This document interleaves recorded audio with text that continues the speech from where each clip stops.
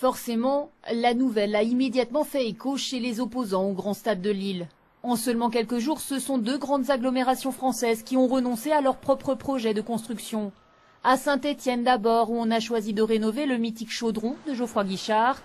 À Strasbourg ensuite, où un accord était pourtant presque conclu avec un bailleur privé, un peu comme à Lille, sauf que l'Eurostadium devait être entièrement financé, sur fonds privés justement.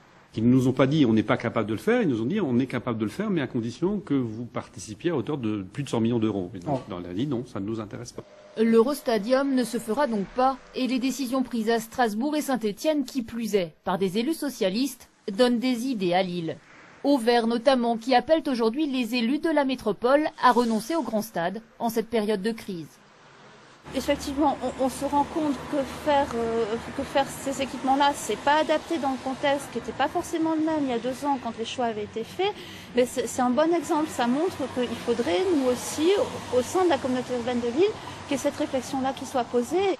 Mais le projet est déjà bien avancé. Les enquêtes publiques sont closes depuis le 3 juillet dernier et le chantier ne devrait pas tarder à commencer.